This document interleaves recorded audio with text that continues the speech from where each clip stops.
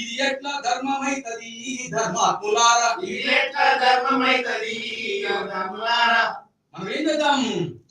IPO BPO కుట్రలెన్ని చేస్తున్నా, IPO BPO కుట్రలెన్ని చేస్తున్నా, IPO BPO కుట్రలెన్ని చేస్తున్నా, ఐపీఓ బీపీఓ కుట్రలెన్ని చేస్తున్నా. ప్రజల మద్దతుతోనే సంస్థను నిలబెడతాము, ప్రజల మద్దతుతోనే సంస్థను నిలబెడతాము, ప్రజల మద్దతుతోనే సంస్థను నిలబెడతాము, ప్రజల మద్దతుతోనే సంస్థను నిలబెడతాము. జై జై కలిపి నడుద్దాము అక్కలారా, జై జై కలిపి నడుద్దాము అక్కలారా. ఎల్ఐసిని కాపాడుదాము అన్నలారా, ఎల్ఐసిని కాపాడుదాము అన్నలారా. జై జై కలిపి నడుద్దాము అక్కలారా, జై జై కలిపి నడుద్దాము అక్కలారా. ఎల్ఐసిని కాపాడుదాము అన్నలారా, ఎల్ఐసిని కాపాడుదాము అన్నలారా. LIC IPO we oppose, we oppose, we oppose. LIC IPO we oppose, we oppose, we oppose. आवाज दो, आमेन, आवाज दो, आमेन.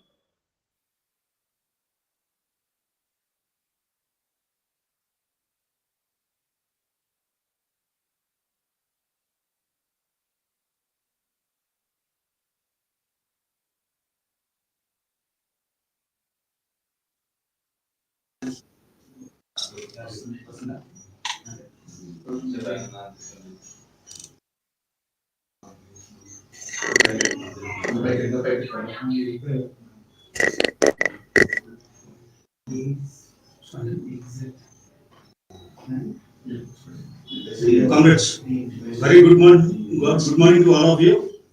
On behalf of ICU Hyderabad and Secunderabad, I cordially invite all the comrades, friends, families, and relatives of all the LIC employees. Comrades, as you all know that we are conducting this webinar on the topic LIC IPO consequences and tasks. We have been doing this campaign for the last few months, and today we are very fortunate enough to have our beloved former president of the All India Insurance Employees Association, Comrade Amanullah Khan, who will be the main speaker on this occasion. And for today's meeting, the President of ICU Hyderabad, Comrade Arish Reddy, and the President of ICU Secunderabad, Comrade M.N. Srinivas, will form the presidium, and they both will be conducting the meeting. Now I hand over the mic to Comrade Arish Reddy, the President of ICU Hyderabad. Thank you.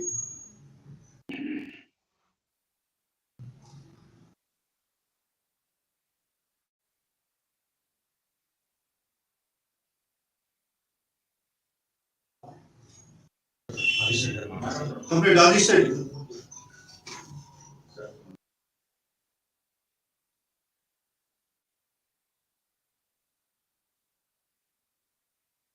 Hello? Hello?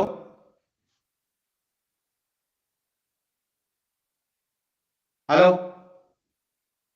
Arish Reddy. Hello? Hello? Comrade Arish Reddy. I'm audible. Yeah, you are audible. You can start the meeting. Comrades, I too join Comrade Raghu on inviting all of you on behalf of ICU Hyderabad and Secunderabad Division. A warm welcome to all of you who are attending this online webinar on the important topic LIC IPO consequences and tasks. You are all aware that the government as the center has intensified its move and making the hectic preparations to list LIC in the stock market through initial public offer in this financial year itself to meet its budgetary requirements. You are all aware that LIC was formed with the objectives to serve the individual as well as the state, and with the objective that the domestic savings of the people of this country should be utilized for the self-reliant economic development of the nation and people's money for people's welfare. Apart from that,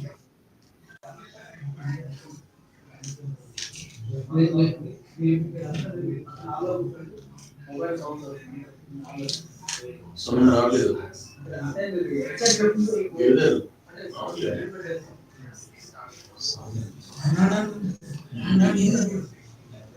Emerged. I'm audible, comrade. Yeah, you're audible. You're audible.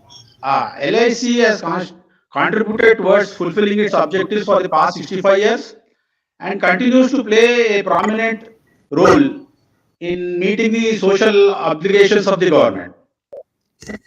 LIC today has emerged as an institution in the process which cannot be separated from the Indian economy and the nation development. Through the government contemplation of LIC IPO, these objectives are set to be reversed. The AIA and the other trade unions in LIC are of the clear understanding that LIC IPO is the first step towards privatization and the threat to the fundamental objectives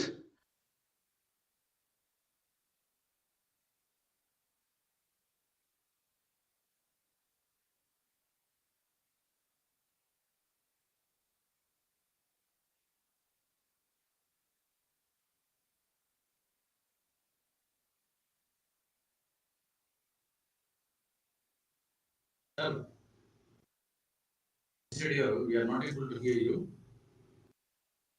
There is some problem in audio. Adhish Reddy garu.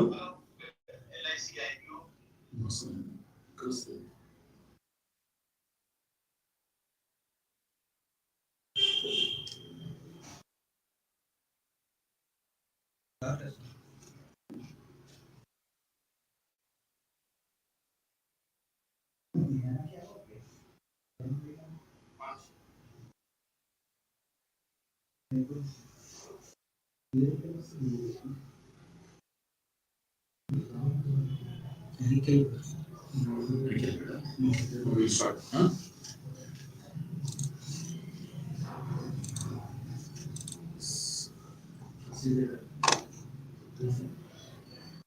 Comrades,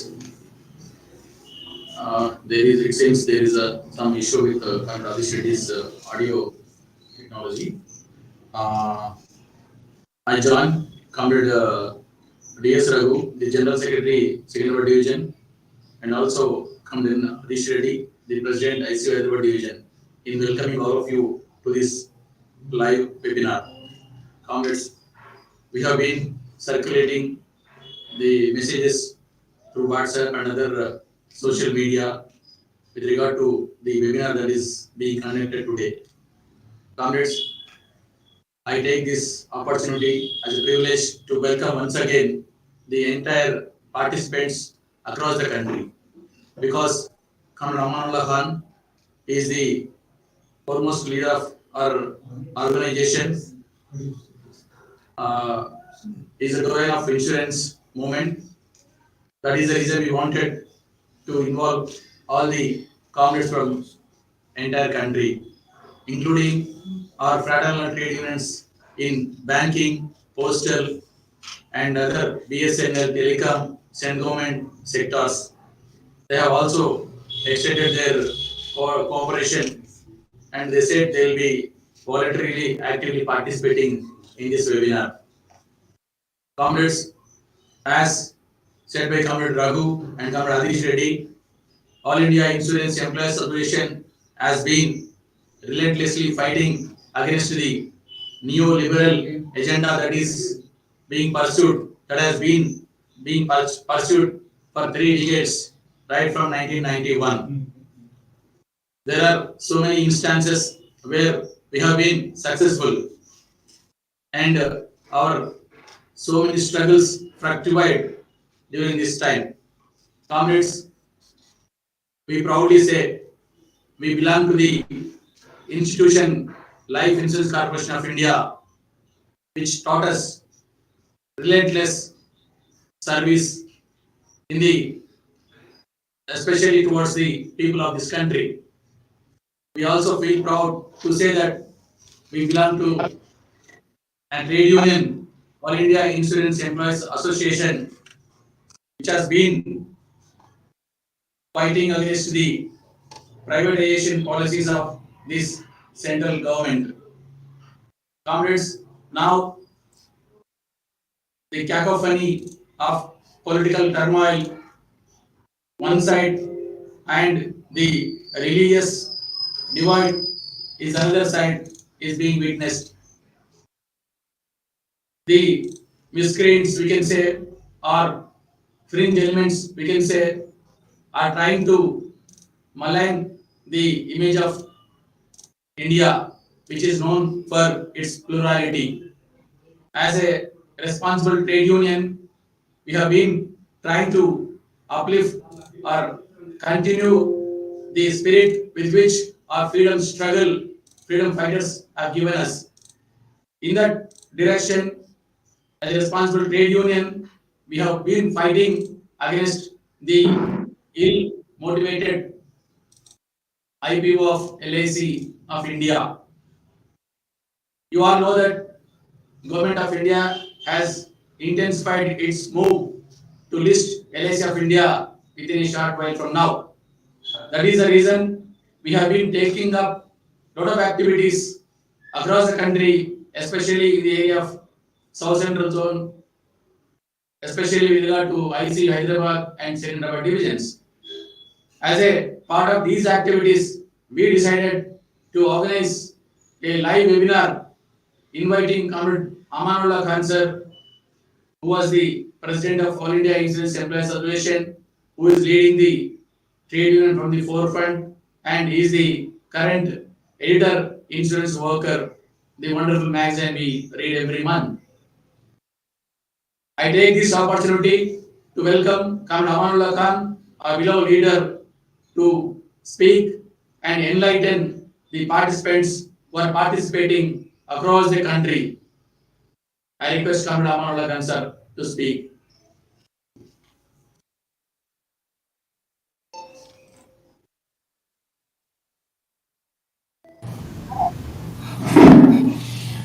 Yeah, comrades of the Presidium, am I audible? GT?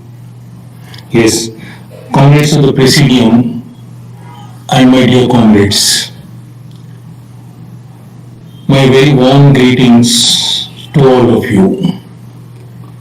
I thank ICU Hyderabad and Secunderabad for organizing this program and inviting me to share my views, the views of the AIA on a very important subject that concerns all of us today.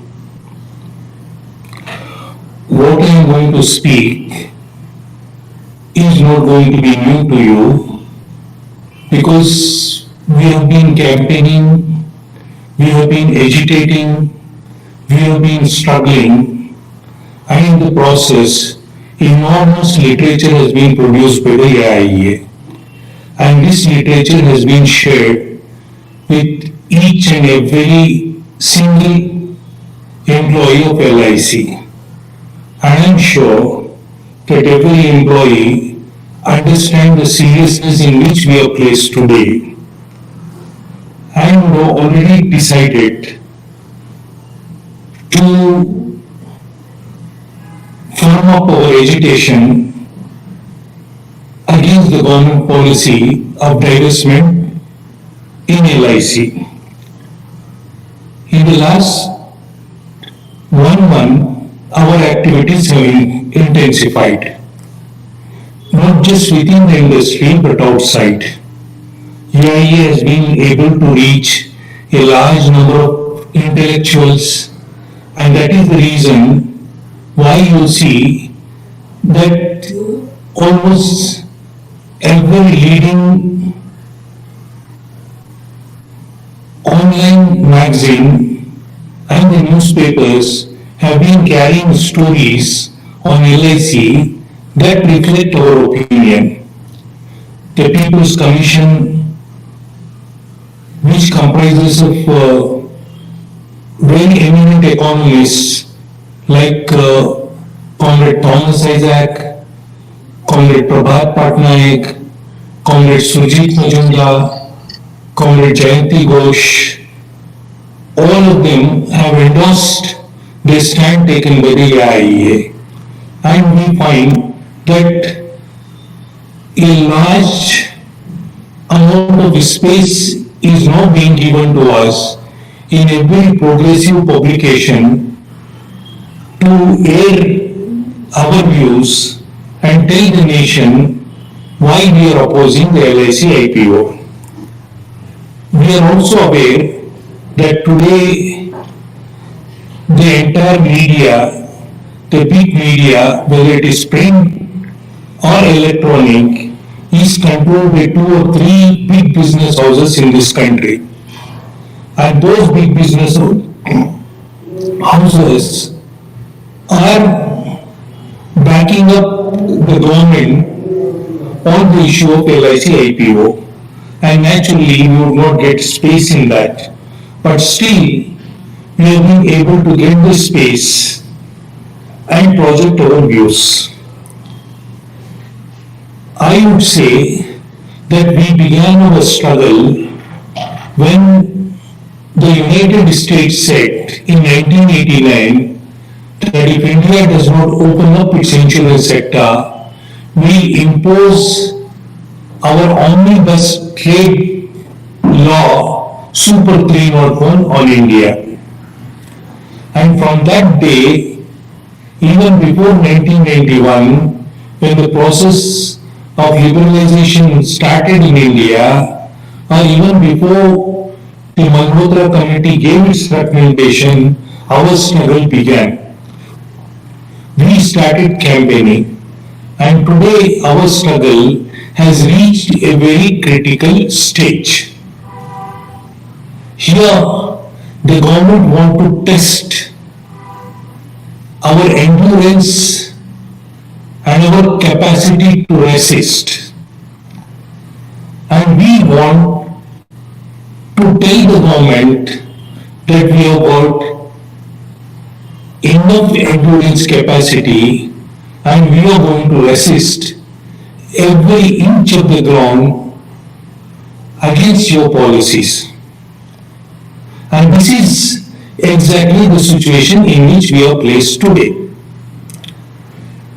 But understand, whether we have understood it or not, the government has understood the capacity of the insurance employees, the capacity of the AIA to mobilize the opinion in this country and force a powerful agitation.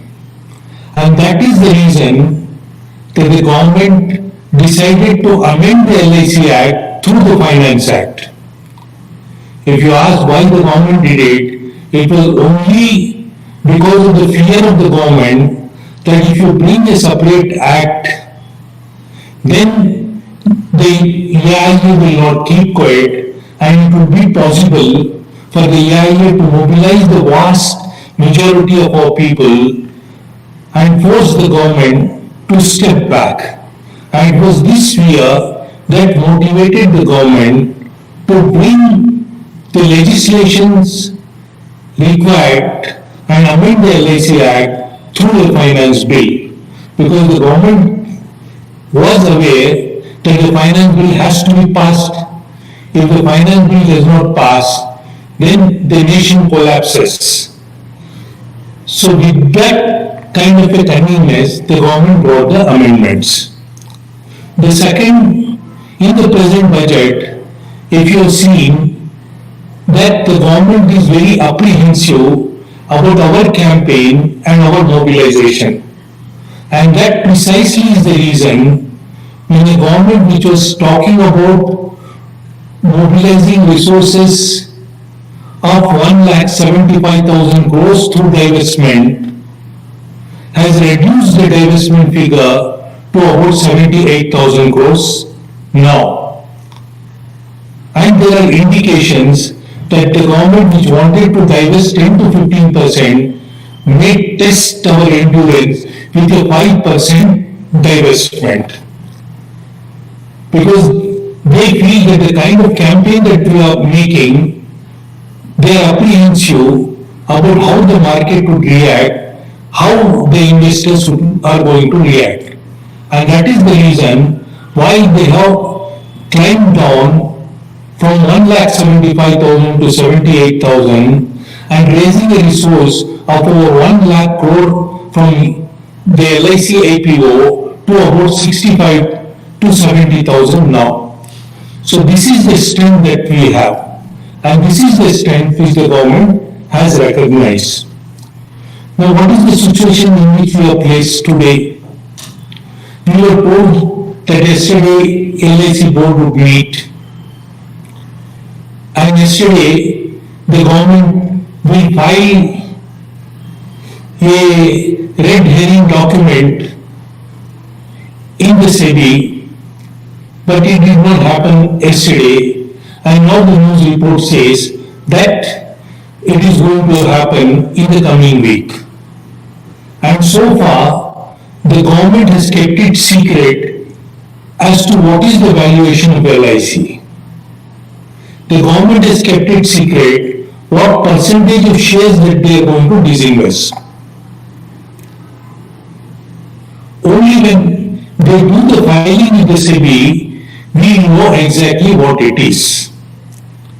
But here, our contention is, we oppose the LIC IPO without any ambiguity. But at the same time, we want to know on what basis the embedded value of LIC is being determined. There is no transparency. Absolutely no transparency. Whether the embedded value takes into account the brand value of LIC, whether the embedded value would take into account the goodwill that LIC generates in the Indian economy and among the policyholders, whether the embedded value would account for the massive agency force that we have. These are the things which we do not know, because the LIC and the government is non-transparent. We wrote to the chairperson of LIC that what you are doing is totally non-transparent. You are not even communicating with the stakeholders what you are doing and how our institution is being valued. But the government has got the fear that if they share the information with us, it will become detrimental to their interests. We will raise many questions. But even without their sharing the details with us, we are raising certain questions on the public platform. And that is why you see that lot of public intellectuals are raising the question as to how LIC is being valued. So according to the news report that come in, the embedded value of LIC is going to be a little over 5 lakh crores. And what is going to be the multiplication factor? Whether it will be 2.5 times, 3 times, 3.5 times, 4 times, that you will know it only when these documents are submitted to the SEBI. But indications are available that the government wants to get a value of about 15 lakh crores from LIC. This, understand comrade, the value of LIC as 15 lakh crores is almost equivalent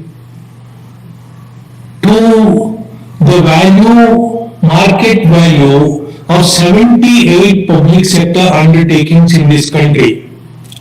78 central government public sector enterprises are in the stock market. They include the banks, they include ONGC, they include IOC, they include BEL, HAL, HMT, all these public sector undertakings.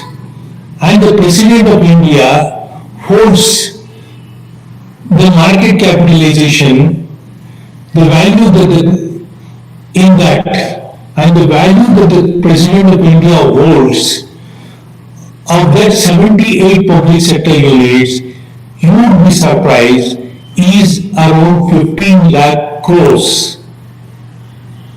Here, the value of LIC is being determined as 15 lakh crores, one single individual institution. And that is the value that has been created by the sweat and toil of the employees. Now, how much the government wants to upload? 5%, 10%, that is a matter that we will know it later.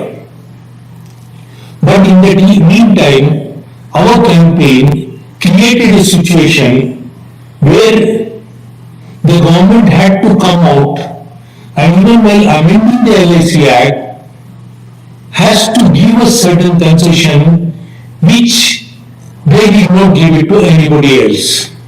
Number one, the government has given in the Act that they are going to hold 75% stakes for the next 5 years.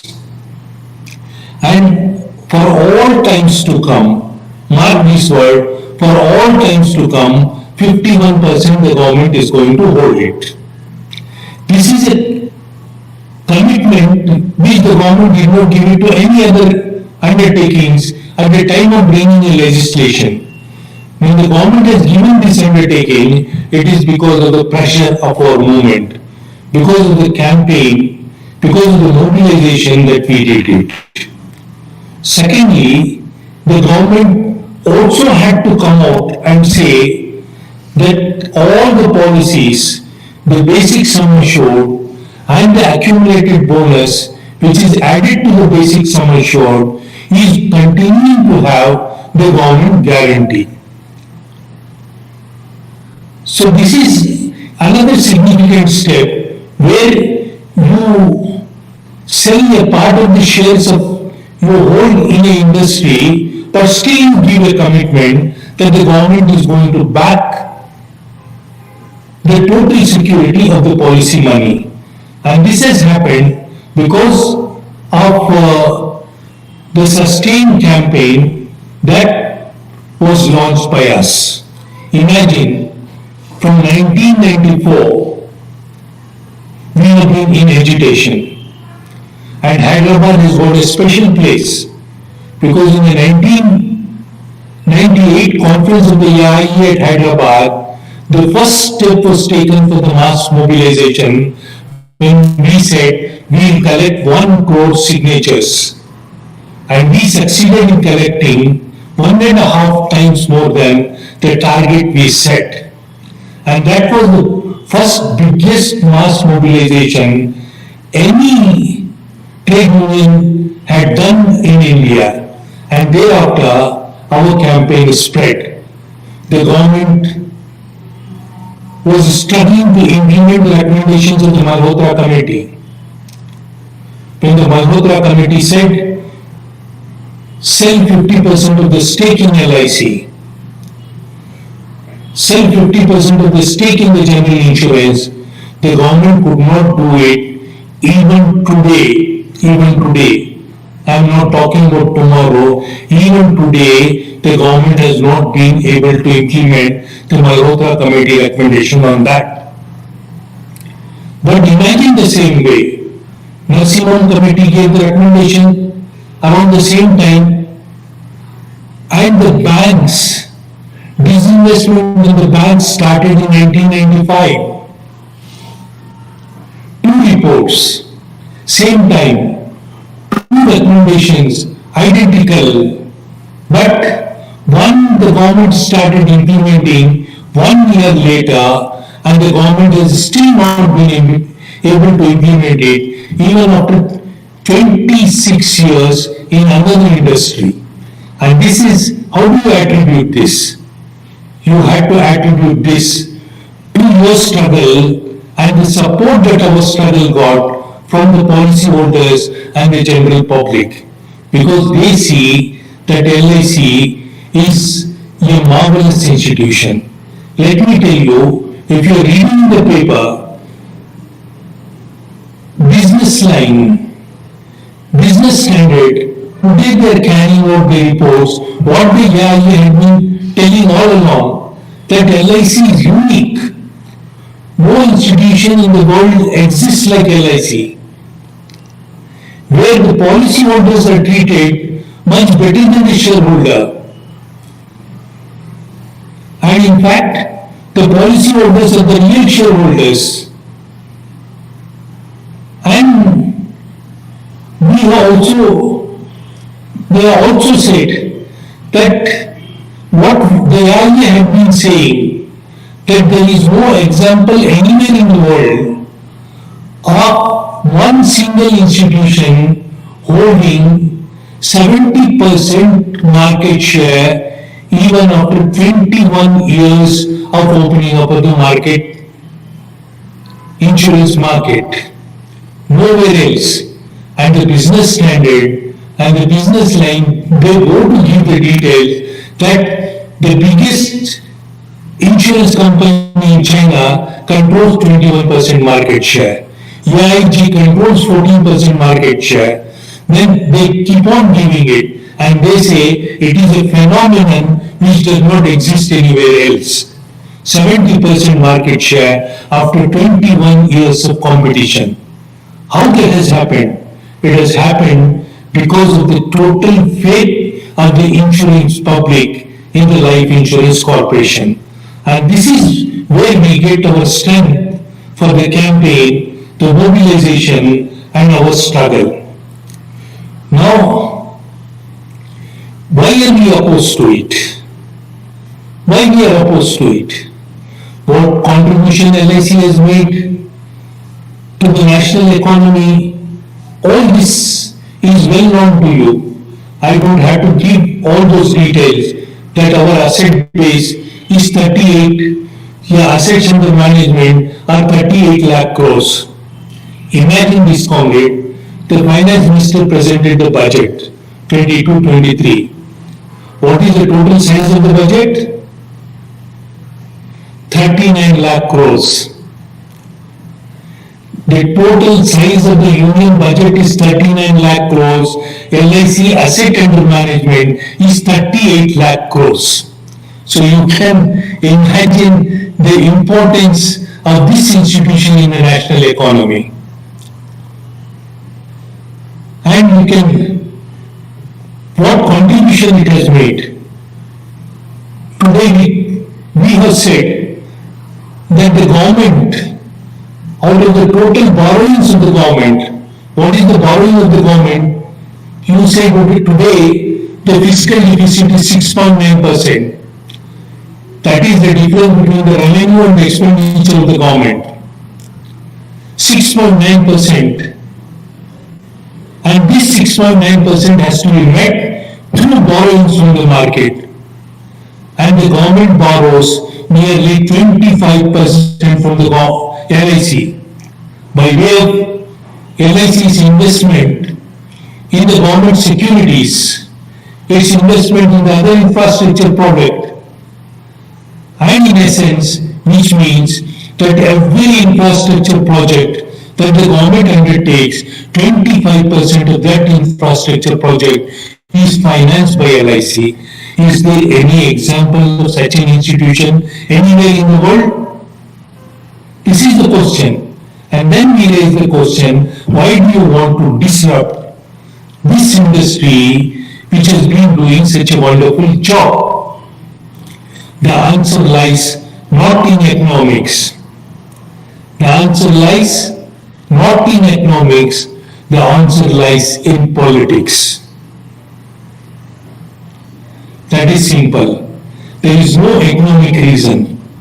How economically you can decide that an industry which an investment of 100 crores, when it generates a value of 15 lakh crores, how that industry can be sold?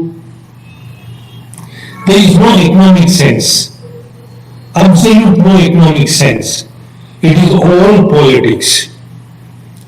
And that politics we have to understand from the time Clara Hayes demanded that India should open up the insurance industry. 89. India refused to open up. Understand this. India refused to open up the insurance industry in 1989. But by 1990, 1991, things had changed politically across the world. The Soviet Union collapsed and the world became unipolar. And when the world became unipolar, the economic system which the industrialized nations wanted to impose on the entire world, that became dominant, which we call it as neoliberalism. And one of the major ingredients of that neoliberalism is that state must not undertake any economic activity. The public sector has to be dismantled. The public sector has to be privatized. And in 1991, when India borrowed from IMF, they accepted that we are going to dismantle the public sector. And slowly the process started. And it reached a very crucial stage in 1997 when India signed an agreement under GATT, Wibinar, which you call it as, and we in the South Central Zone must be aware of this because one of our most important leader, Comrade K.V. Srinivasan, the founder president of the AIA, when leading the agitation against GATT, was lathi charged and suffered a heart attack during the demonstration. So in 1997, India agreed to sign General Agreement on Trade in Services. We demanded that the financial sector should be opened up, insurance sector should be opened up, then banking sector should be opened up, stock market should be opened up, and the process started. And we have been campaigning and we have been struggling against this. But it was more easy when the government was a bit democratic. The government was succumbing to the pressure. Imagine, we should never forget that the first time that the government wanted to open up the insurance sector was when IRA bill was brought by Chidambaram during I.K. Gujral's government. We protested and we had a backing of 62 MPs of the left in the parliament then.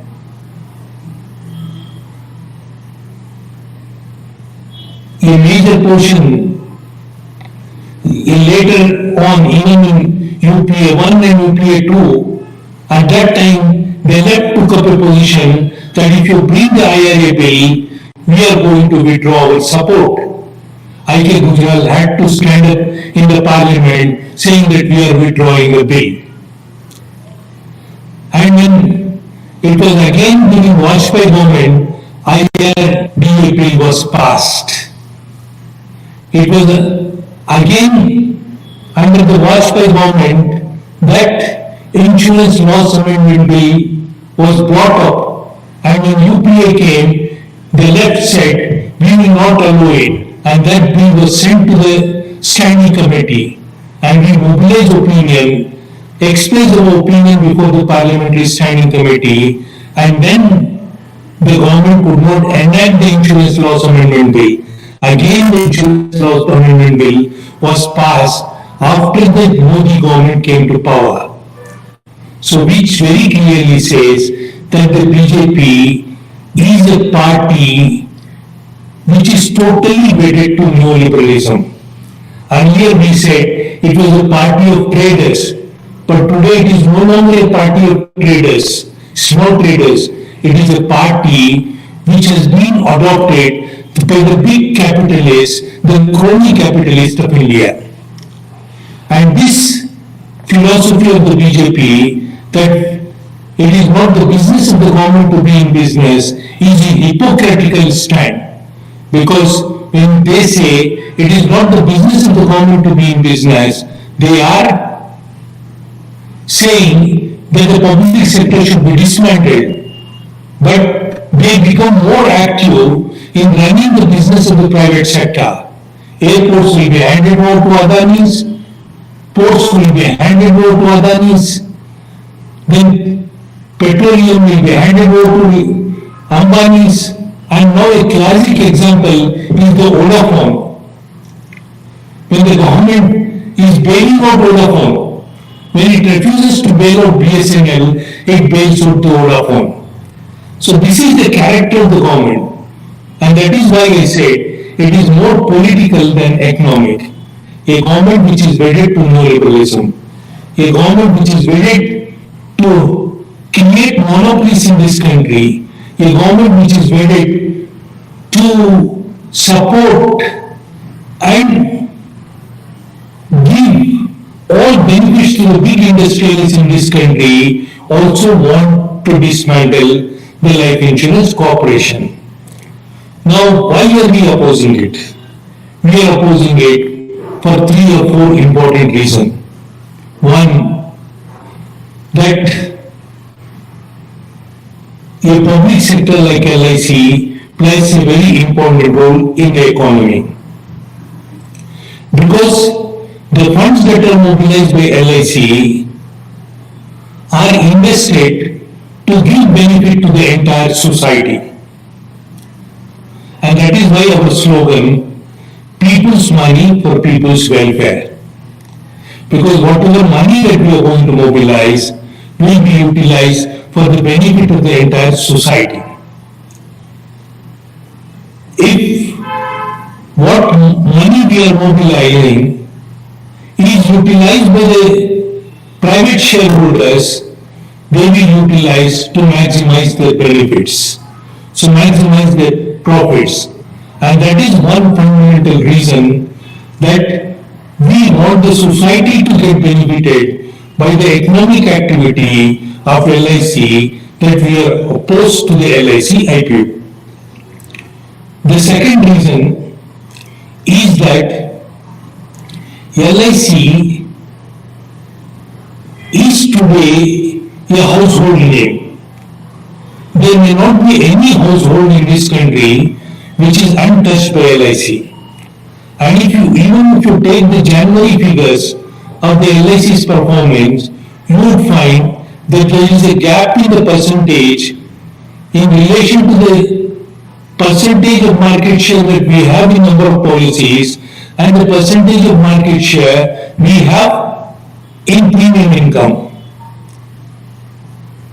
This clearly shows that our market share in number of policies is much higher than the market share in the premium income, which means that the policies that we sell have a lesser premium income, which means we cater basically to the needs of the lower middle classes, to the poorer sections of the people, and the vulnerable sections of the people.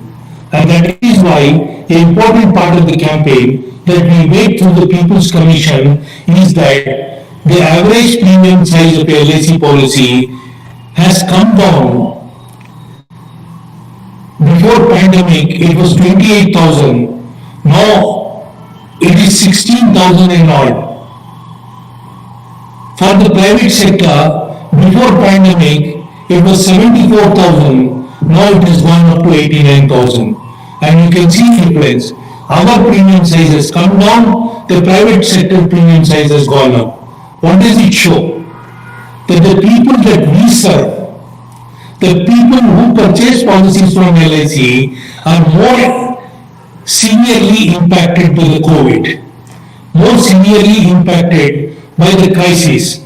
And today, when our premium size is 16,000 and odd, and the premium size of the private sector is 89,000 and odd, that shows that whose interests the private sector serves and whose interest the life insurance corporation serves. And that is why our campaign is that if you have private participation in LIC, then you will also have to concentrate on the higher premium policies, leaving the poorer sections, depriving them of the basic security that a LIC policy gives to them. The third factor that we talk about is the spread of LIC. And that is why in the campaign we have brought out that our number of our offices, the percentage of our total to the number of offices we have got in metropolitan and big cities compared to the private sector is much less. And in the rural areas, our branches are much more than the private sector. In fact, in the private sector do not have the branches in the rural areas at all. And it is the Life Insurance Corporation which has got the branches in the rural areas. So when you privatize, you have private participation, the rural areas from where the cost of procuring LIC policies is much higher than procuring it in urban area, you would start neglecting the rural area and concentrate on the urban area. So the national economy suffers. And fourth, importantly, that you would also tend to sell policies where the risk of saving will be undertaken by the policyholder. And if you start selling more unit policy, then the amount that you are going to mobilize for infrastructure development is automatically going to come down. So these are the four important reasons we say LIC is too important an institution and that should not be disturbed. Now, the question that we need to ask is this: what is going to be the impact if on the institution, on the agency goes and on the employees if the IPO takes place? Understand this, IPO is the first step. IPO is not going to be the end of the story. The government ultimately would try to privatize this institution. Otherwise, you tell me the reason why the government today, the Banking Act, Banking Companies Act, where the government says the government will have 51% stake in the public sector banks. The difference, you find out the difference. The government says the government will have 51% stake in the public sector banks. In LIC, it says 51% stake for all times. This is the difference that you should understand. So here, the government says 51% stake, and now they want to amend it. The government is thinking of bringing down the stakes to 26%. And if you bring down the stakes to 26%, automatically it means that the government will no longer have the controlling stake in the public sector banks. We have seen what happened in the general insurance. The government has done away with the class where it says that it will hold 51%. So what is the guarantee? That was also guaranteed through a law, and this is also being guaranteed through a law. If the government can change the law for the banks and general insurance, why the government would not change the law in terms of the life insurance also, unless we agitate and protect the life insurance corporation? And that is the important issue. Now, we say LIC is the first step towards privatization. ultimately the government will move towards the privatization. What impact it will have? There are certain illusions that the people have. State Bank of India has gone public. Nothing has happened to the State Bank of India. Then the other banks have gone public. Nothing has happened to the other banks. Why should we worry? You should ask the employees of the State Bank of India what is happening to them. You should not judge what is the position in the State Bank of India by sitting in the LIC office. Ask the State Bank of India employees, ask the Canara Bank employees, ask the Union Bank employees as to what is happening to them, and they will give you the answer. If nothing is happening to them and the position is rosy despite the disinvestment, why the bank employees had to go on 2 days strike to protest against privatization? Simple. You have to ask this question. If bank employees feel that nothing has happened after disinvestment, why the bank employees had to go on strike? Why the bank employees are continuously on agitation? Because they know what is happening to them. What has happened to them? Various schemes, reduction in the staff. There was a time when the bank employees used to say 1 million bank employees are going to go on strike. And today find out what is the strength of the bank employees. It has come down to around 6.5 lakh crores, which means after the process of disinvestment, the banking sector has almost lost around 3 lakh jobs. The pressure on the workforce who is existing, the problem of their transfers, you opposed what you call as TMP.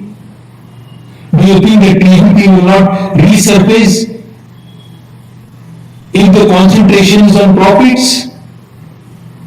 If people feel nothing happened, then I don't have to give any explanation. I only have to ask them, go and talk to the employees of the State Bank of India. Go and talk to the employees of the banking and ask them, if nothing has happened to you, why are you on agitation? And they will answer you in a very simple way. So banking sector today is under tremendous difficulty. Imagine this, that the banking sector for the last 2 wage revision, their basic pay did not increase by more than 2% after loading. Why? Because they had to deliver, they had to say that we had to create enough money to deliver it to the shareholders. Why? At both the wage revisions, you could get 15% loading. There was a time when the banks had got better pay scales than us. When I joined LIC, the banking industry has got a better pay scale than the LIC. And most of the LIC employees, if they get the opportunity to go to the bank, they were resigning and going. And today you have a phenomena that the bank employees are resigning and joining LIC. So understand this. To feel that nothing is going to happen, then we are living in a situation which is unreal. It is going to have a tremendous impact on our workplace. It is going to have an impact on our job security. If you had to deliver better returns to the policy, better returns to the shareholders, LIC has to go in with intensive mechanization. LIC has to go with intensive mechanization. More and more jobs are going to be mechanized. Are we not seeing it already? Are we not seeing it already with our own eyes? More and more jobs. And in the banking industry you have seen, that the front end which the bank had today does not exist.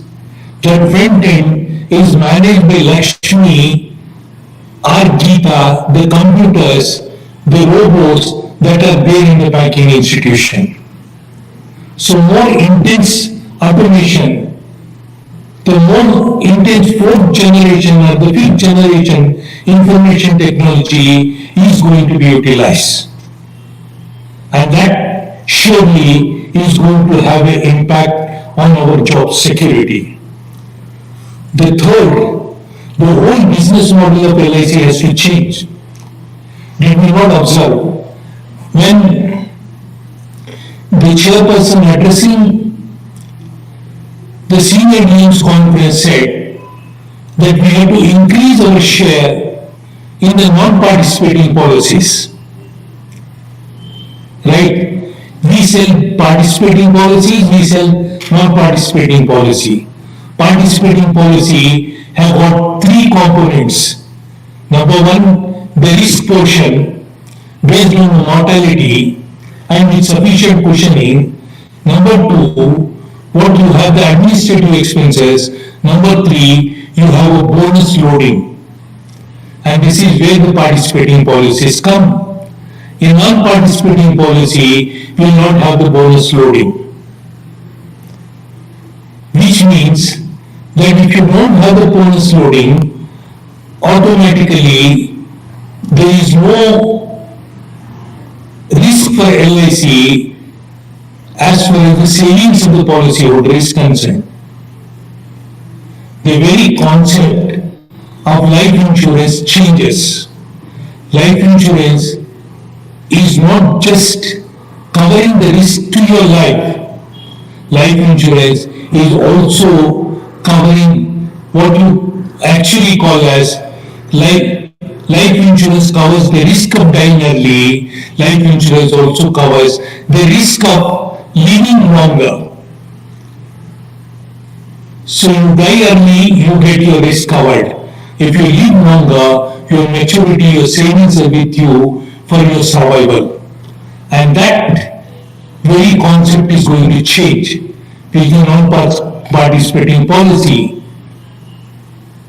And in the present setup, because the policyholders have got a share of 95%, even the profits which are earned by LIC from the non-participating policies go to the policyholder. Now that the policyholders are going to be deprived, and their share in the total policies is going to come down to 90%. So the business model of LIC is going to change. We are going to sell more and more of online policies. You have seen that we are tied up with PhonePe. You are tied up with all kind of people. Policy bazaar. They are going to sell. Will it not have an impact on our agency force?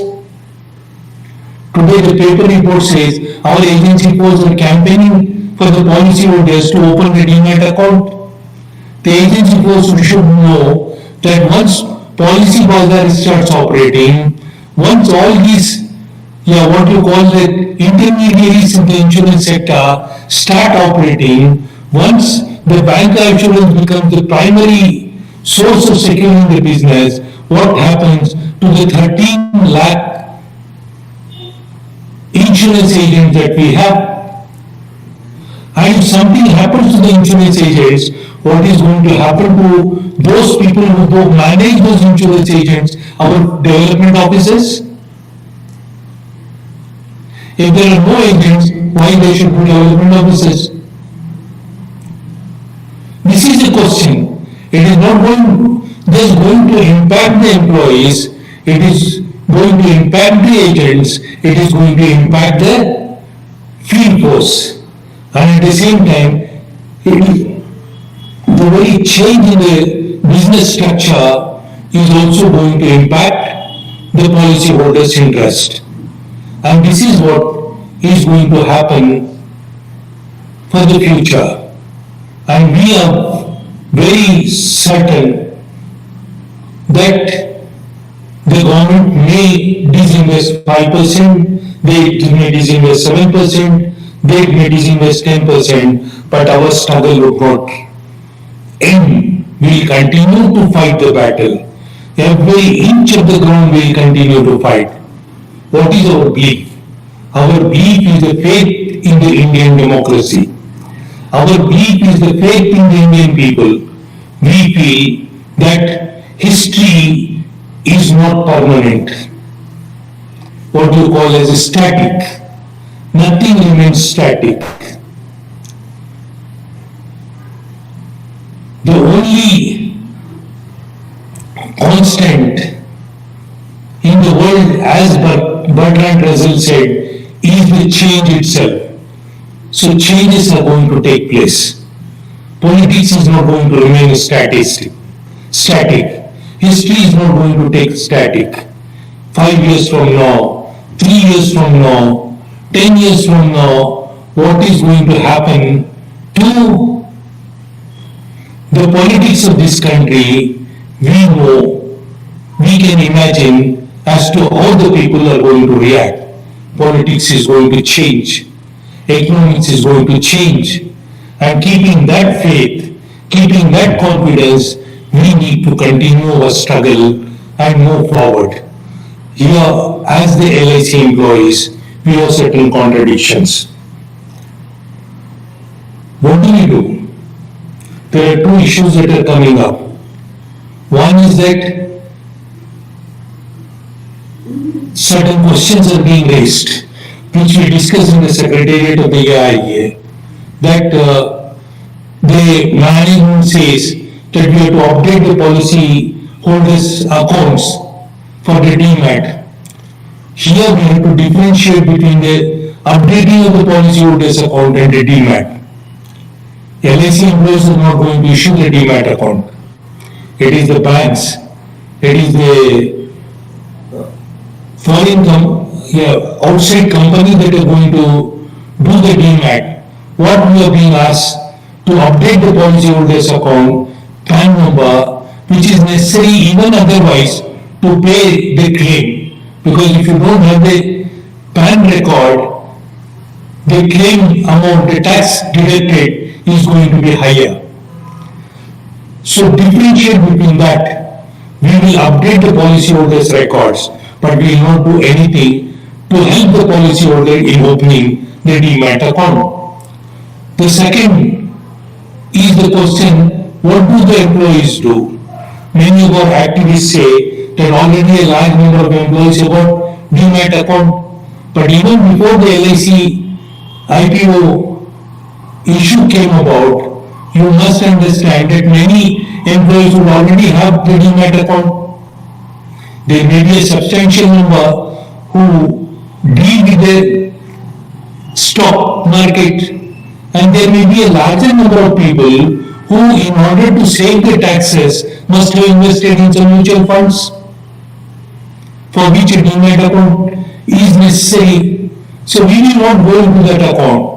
So we will leave it to the consciousness of the individual employee, whether he want to open a DMAT account or he does not want to open a DMAT account. Then finally, a final decision on that the Secretariat of the AIA is going to take, and we are in discussion with the other unions. And on 20th in the city of Hyderabad, the Joint Front is meeting, will take a call on that, and we are impressing upon all the unions in LIC that the issue of IPO in LIC should not go unchallenged. On the day the LIC IPO is issued, on the first day of subscription, we will observe a 1-day strike. This is the suggestion that we are making. And we hope that the others will accept it. Otherwise, we have the liberty to decide our own action. Secondly, we are also going to participate in the 2-day strike on 28th and 29th. And if you have seen the campaign of the central trade unions, the issue of LIC IPO has become a dominant issue in the campaign, where the central trade unions have been campaigning that IPO in LIC is bad. It is the first step towards privatization, and the entire trade union movement must oppose it. And when the largest sections of the trade union movement are opposing it, we also join them and fight not just the LIC IPO, but the entire privatization policy of the government.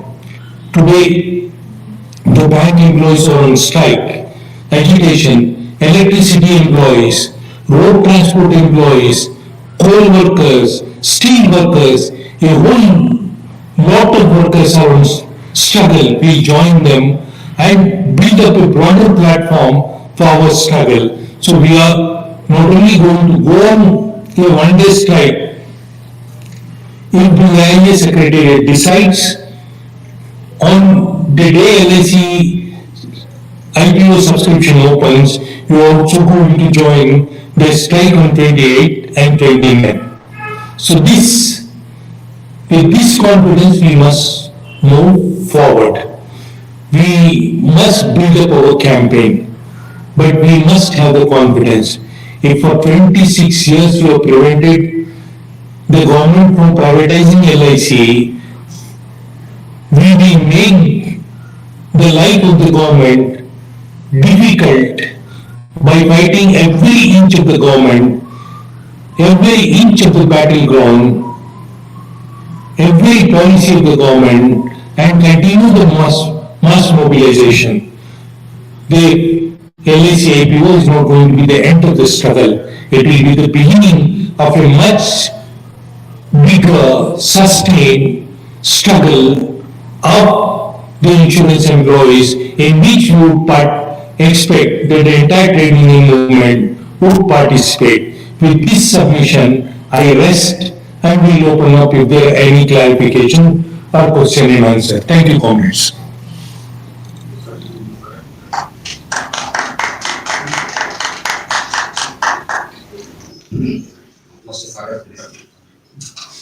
Comrades,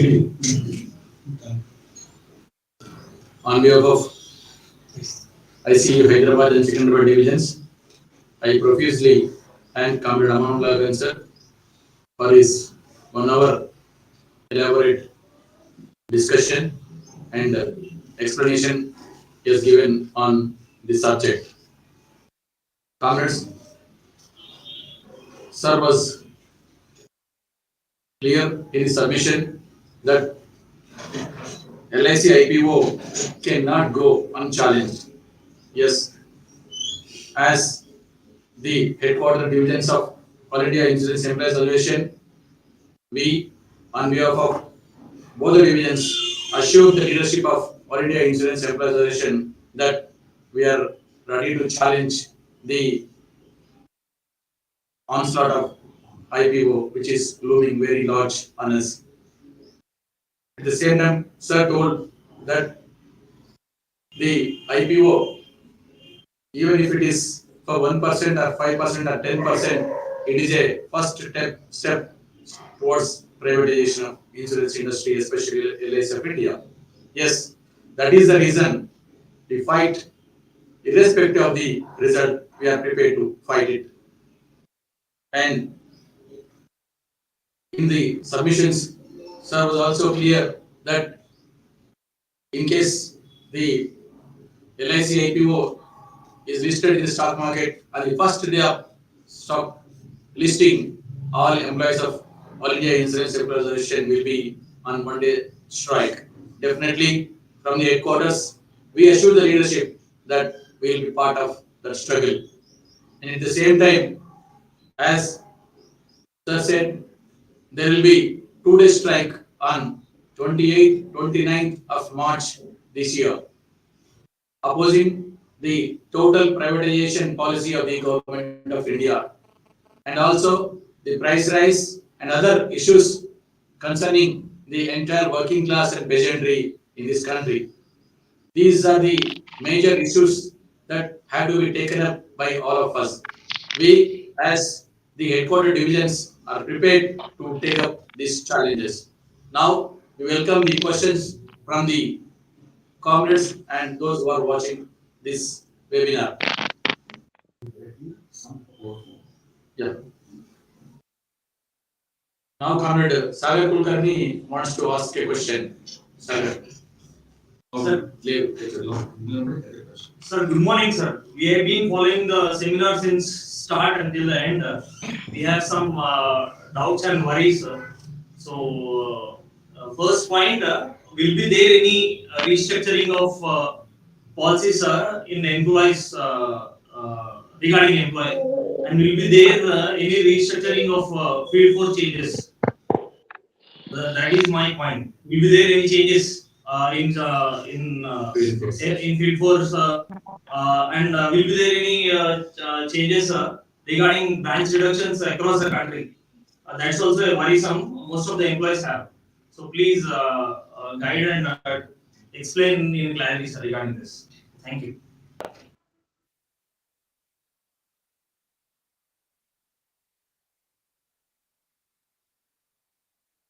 I should answer this or I take all the questions and then answer. GT. Sir, as you wish, sir, what shall we do? No, it is left to you, sir. It depends upon. We will take all the questions together, sir. Yeah, we take it together. Okay.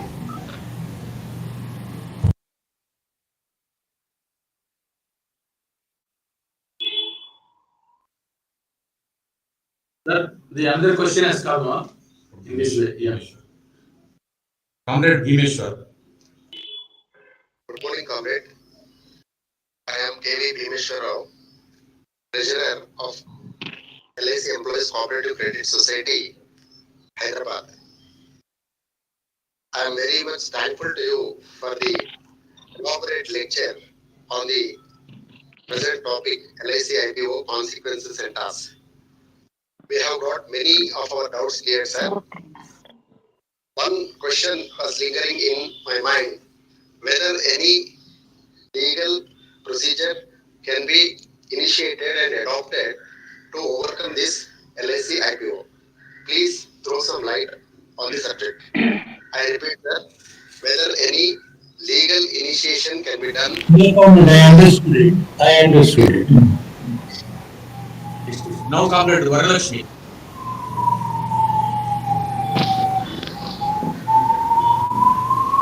Yes, comrade. Good morning, Manula sir. Yeah. I am Varalakshmi, employee of South Central Zonal Office. Yeah. Sir आपका बहुत बहुत धन्यवाद। पहले तो आपने बड़ी विस्तार से LIC के IPO के बारे में सब कुछ हमें बताया। Thank you so much.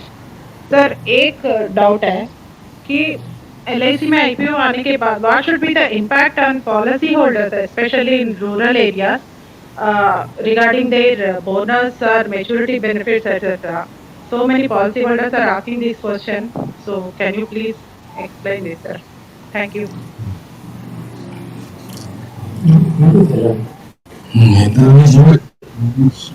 Next question from Ushasri. My question is, if 78 public sector's value is less than our LIC value, how can the government decide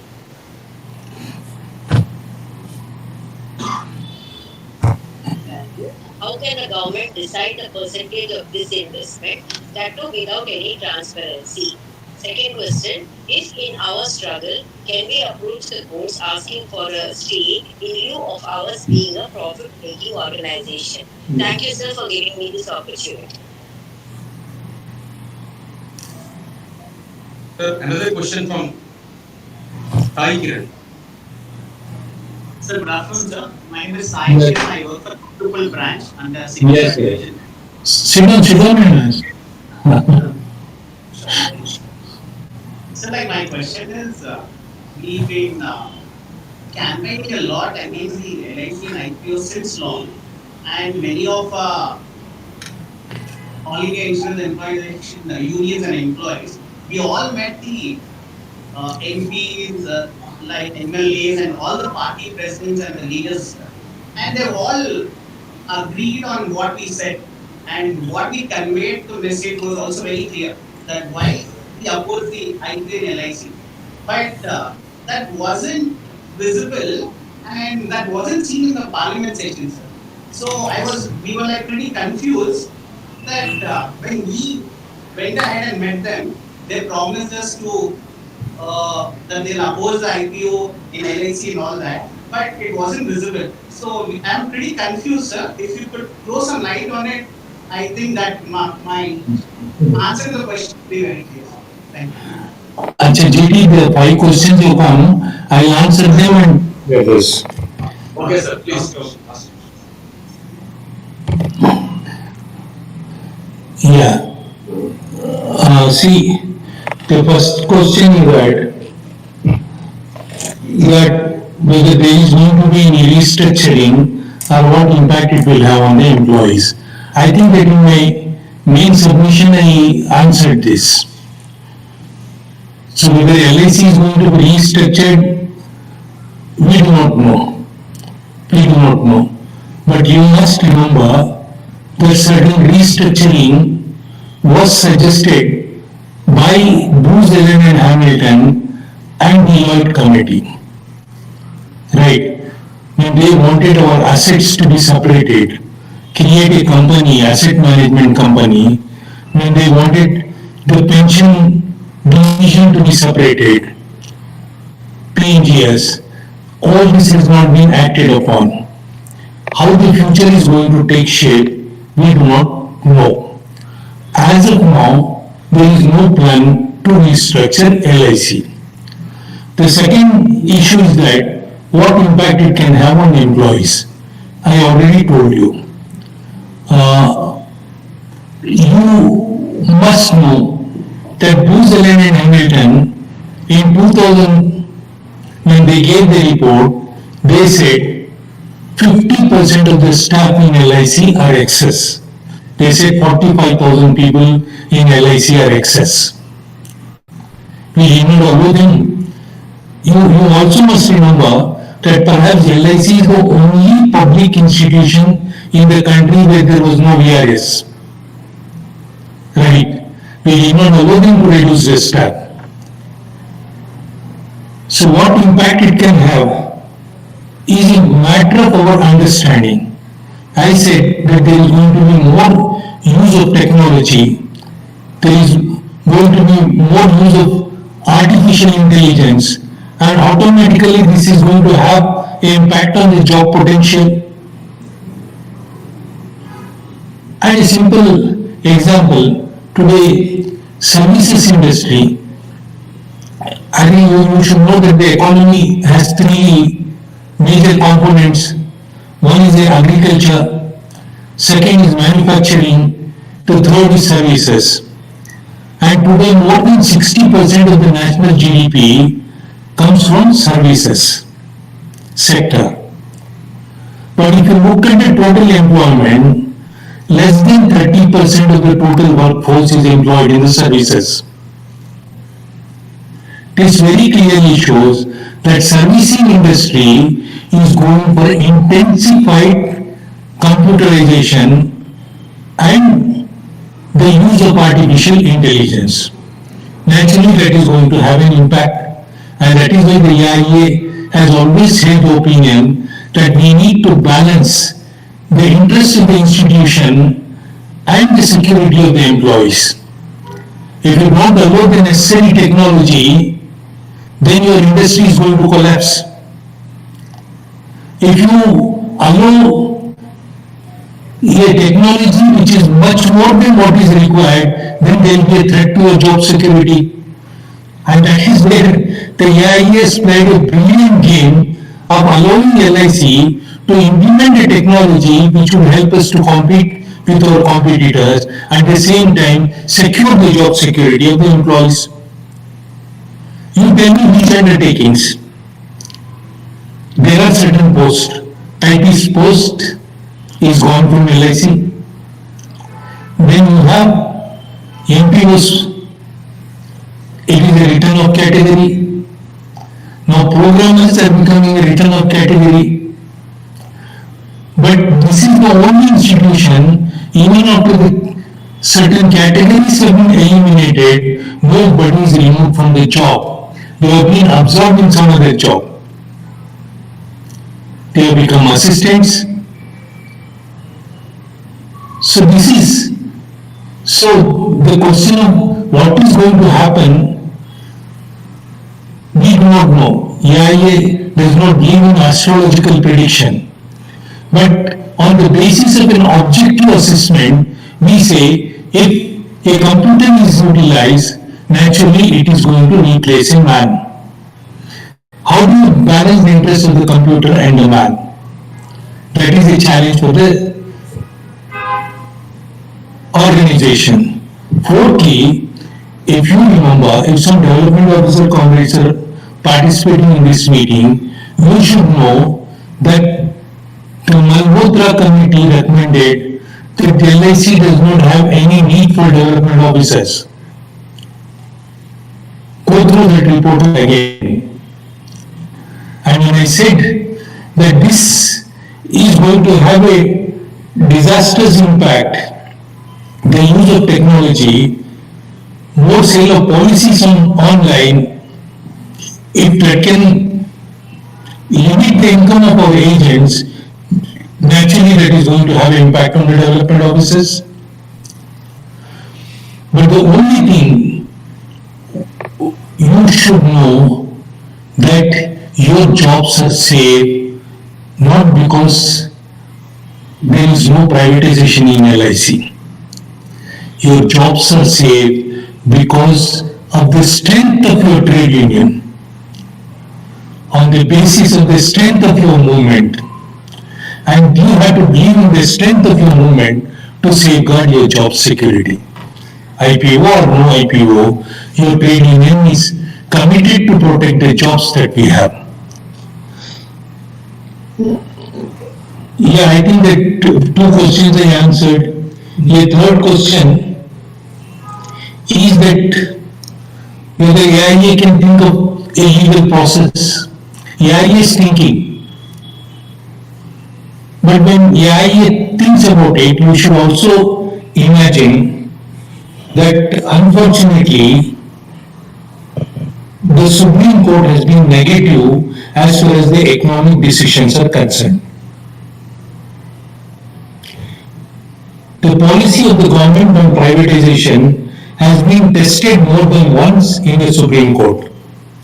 The first case that was tested was by Professional Workers Union coming from Bangalore, which challenged the disinvestment in the public sector units. Then the court took up a position, the government has got a power to decide the economic policy. The second challenge came in Balco. Again the court took up a position that the government has got a right to decide the economic policy. The third decision came as recent as just 2 years back when IDBI employees went to the Supreme Court against the sale of shares to LIC. You remember that? And what did the Supreme Court say? The government has got the power to do it.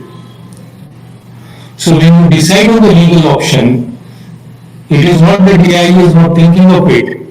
You have talked to the eminent legal practitioners in this country on this. We have talked about it.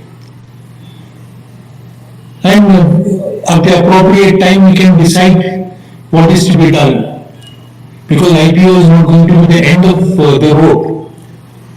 The question is, a thought came that whether the policyholders can go to the court saying that their bonus from 95% it comes down to 90%. But if the government agrees, okay, we give 95%, it does not help us in any way, our movement. So it is going to be a tricky thing. And we also have to understand the consequences of going to the court. The positive aspect, the negative aspect. And you leave it to the AIA if it feels appropriate at a particular juncture, we think about taking that particular step. But these are the positive things and the negative things. The another question was asked was when I said that the government holds 15 lakh crores of market capitalization in 78 public sector units that are there in the stock market. I also said that the value of LIC, single institution, is much more than that. So the question is that how the government can do it? The government can do it because it is the government. So it is simple. The government can do it because it is the government. You can't do it, I can't do it, but the government feels that the people have voted them to power, and because when people vote them to power, they also give them the power to decide the economic policies and the social policies. That is what the government says now. We have come with a mandate of the people.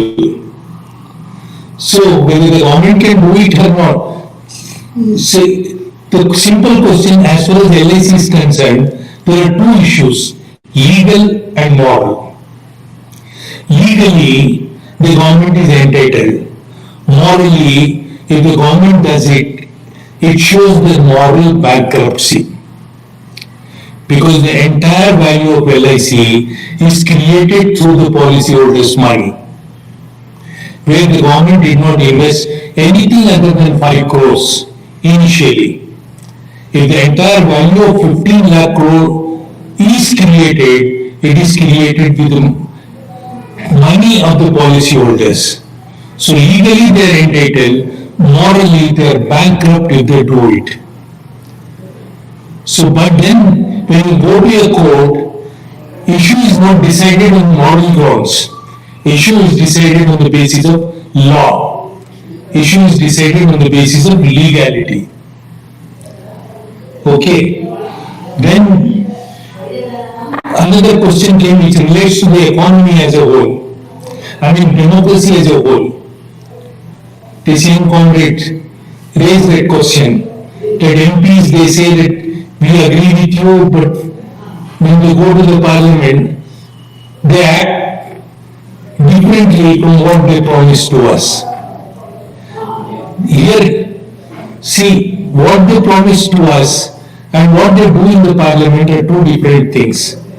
Unfortunately, Indian democracy is not a mature democracy, where an individual member of parliament is not allowed to express his individual views, to vote according to his conscience. He has to vote according to the directions given by the party.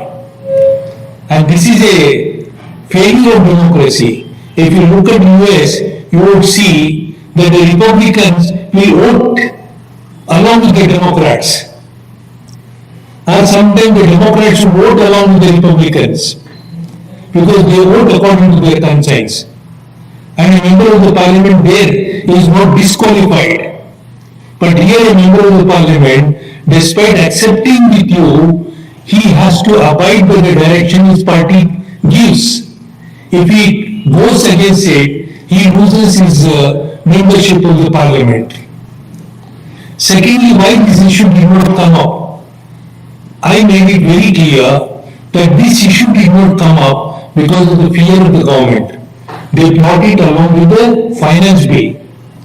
They did not bring a separate bill. Had they brought a separate bill to amend the LIC Act, many MPs would have spoken in the parliament. But they brought it along with the finance bill. Take the example, the AIA is a minority in general insurance. We are not as strong in general insurance as we are in LIC. But still when Jitna bill came, we could create the impact. 12 MPs historically, for the first time it has happened, that they were suspended for one whole session because they stood up with the general insurance employees, opposed this bill, and that is something to do with democracy itself. Yes, comrade, these 5 questions are answered. If any more question is there, I'll take it. Sir, there are 2 more questions, sir. is there any idea to make a common cause with Life Insurance Agents Federation of India or other any agents associations and organize an all India activity at Delhi or Mumbai? This is a question from the agent side. The another question is pensioners are asking in banking sector the plight of pensioners is not at all good. After IPO, will it be the same for LIC pensioners? Okay, this question. Two questions I'll answer. One is the agents organization. See, in fact, that at a number of places, there is a joint action by the agents associations. Our organization, the trade unions in the joint front, and many central trade unions also. From I think tomorrow, a meeting of all unions in LIC, agents as organizations is taking place in Kerala. Kerala, the political movement is strong. And our unions, our organization has decided to take the campaign to the ground level also. They will take the campaign because in Kerala, every house has got a LIC policy. Every house has got a LIC policy holder. So they want to have a campaign, political campaign, taking it to Panchayat and Gram Panchayat level also. A similar attempt can be made in other states. We are not giving an all India call because it cannot be implemented evenly. Some places we are politically strong, Kerala can do it. Perhaps in Tamil Nadu we can attempt it. Maybe in Telangana we can attempt it. But it will be difficult in some other states. Like say Maharashtra, to develop a political movement, a campaign on our own we can develop it. But to develop a political movement, because politically we are weak. So we do not want to give an all India campaign, but an all India program we are already thinking. In fact, we have decided on a convention at Delhi, but this COVID came in between, and that has created a problem because you can't have even today you can't have more than 200 a gathering of more than 200 people in Delhi. How is it possible for us to organize? And in the meantime, you should not forget that insurance worker we had brought it. That through our campaign, we brought large number of MPs to our platform where Comrade Bhatnagar explained them that what is the consequences of LIC IPO and why it should be opposed. Right? So this campaign will continue. The second issue is that pension. So the pensioners need not worry so much about their own pension because AIA has taken care of that for the simple reason that the moment an employee retires from LIC, the pension trust purchases an annuity from the PNGS department, right? So once you purchase an annuity from PNGS department, that annuity will remain lifelong with you. The only question comes that whenever the DA increases, additional annuity has to be purchased, whether that is going to come or not. And that is a issue that we also have to debate and see. But we had to, have confidence in the organization that we will not allow any of our benefits to be tinkered with. So we don't have to worry about pension. What they should worry is that what impact it can have on the nation, what impact it can have on the economy as a whole, and what impact it can have on the vulnerable sections of the people. And through that the pensioners must join the existing trade unions, the All India Insurance Employees Association, in this struggle. Yes, Comrade Shetty. One more question. question is there? Please ask. Yeah.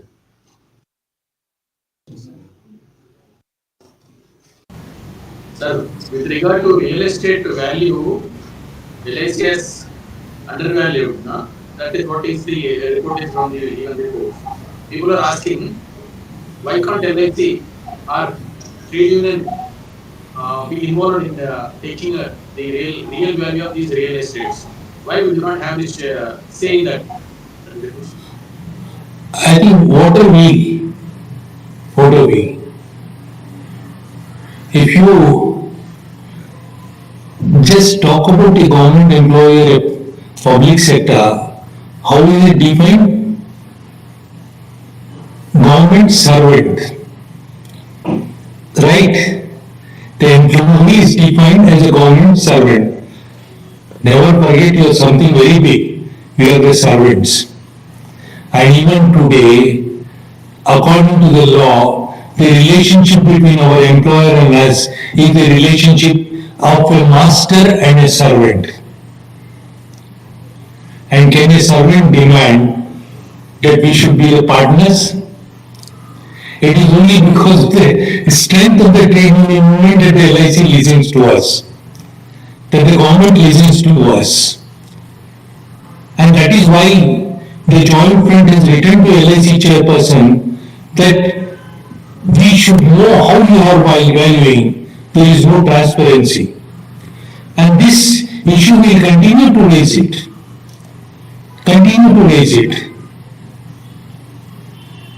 Okay. Yes, comrade. Yes. Thank you. If any question is there, they can send in a while. And before that, Comrade Giridhar, Joint Secretary IC Hyderabad Division, will place the webinar statistics. Yeah, comrade. Before that, I just give you certain information which is important for us to know. Today, the capital of LIC is not 100 crores. It has been raised to 6,329 crores. You would ask me how this has been increased. You have 100 crores.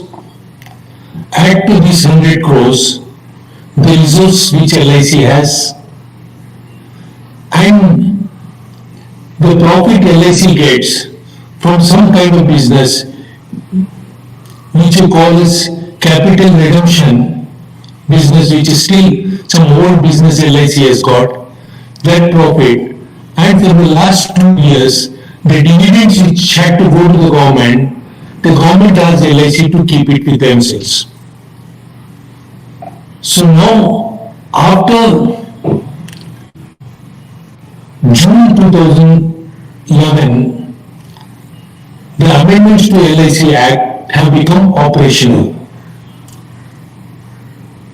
Right? The finance bill was passed, President gave the accent, and these amendments have come into operation. So as on 31st of December, the government has increased the capital of LIC from 100 crores to 6,329 crores. There may be some difference of 1 crore or 2 crore here and there, which I am not very sure. The authorized capital, this is the paid-up capital. So you should know that in a company there will be authorized capital and there will be a paid-up capital. The authorized capital is 25,000 crores, right? Which is there in the Act. But the paid-up capital is 6,329 crores. And this is divided into 632 crore shares. Because 10 rupees is the value of the share. And all these shares are not being held by the President of India. It is not the government. I should say government. It is the President who holds. Because ultimately, it is the President who is the head of the Constitution. So he holds it. So President holds 632 crore shares of LIC with a paid-up capital of 6,329 crores.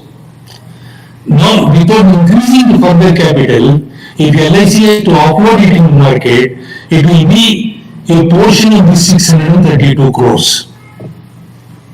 So we do not know whether they increase the capital before offloading it or they will not increase it. So these technical details we take it later. But today, I just want to inform you that the capital of LIC today, don't talk about 100 crore, it has been raised to 6,329 crores. Yes, comrade, I'll take your question.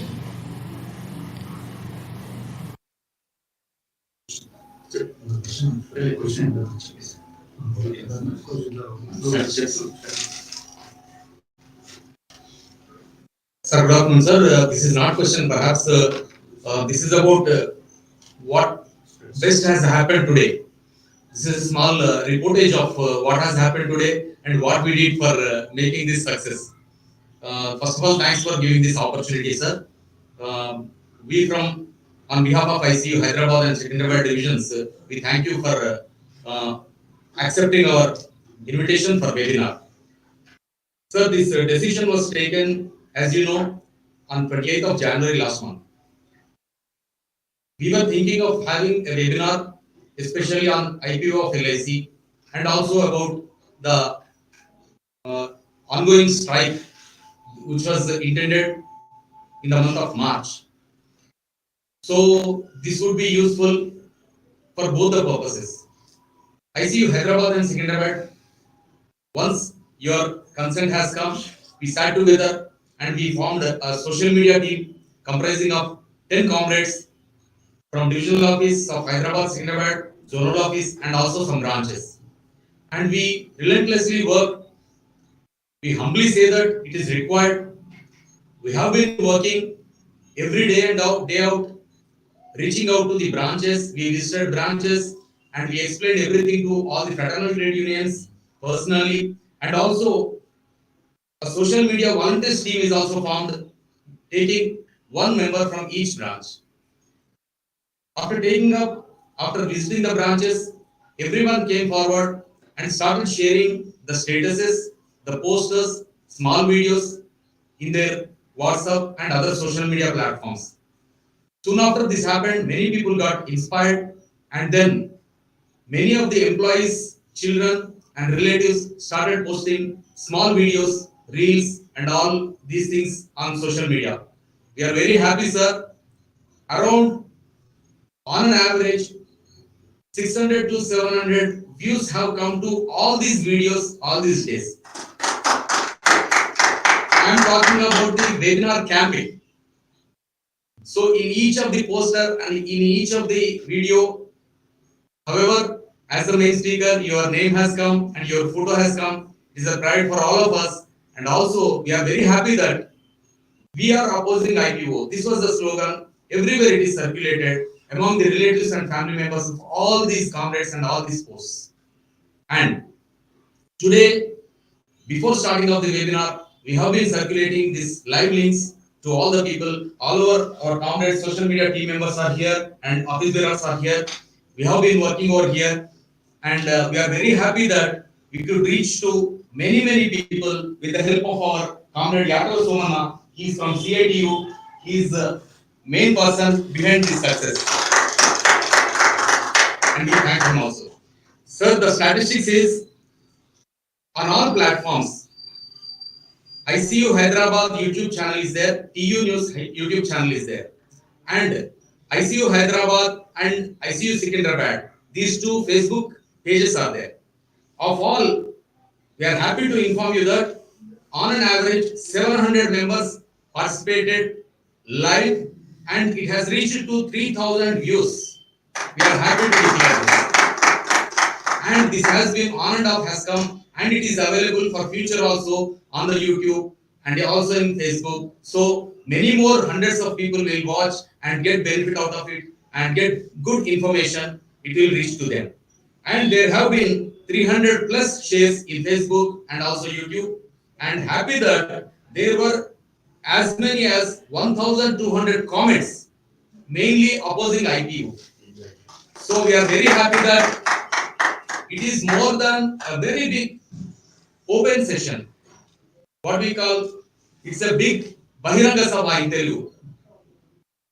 In these COVID times, it was very hard for all of us to organize such event, but we are happy you have accepted and we could conduct these things. And we thank all these social media volunteers and team members, and especially all the people who are not belonging to our LIC also. Many people have seen this. Thank you very much, sir. This is the report from us. Now let's Okay, Giri, before you conclude, I have one request. Don't call any of us sir. It is a colonial concept. It is a colonial concept. Sir is a title, and India adopted it mindlessly. And when you talk, say sir, it looks that you are talking to your superior. In our trade union, we are comrades. We are all equals. So don't call anybody at all in a trade union as sir. Call them comrades. Congrats salute. Red salute. Red salute. Amanullah Khan red salute. Red salute. Red salute. Long live. Long live. Long live, long live. Long live. Long live, long live.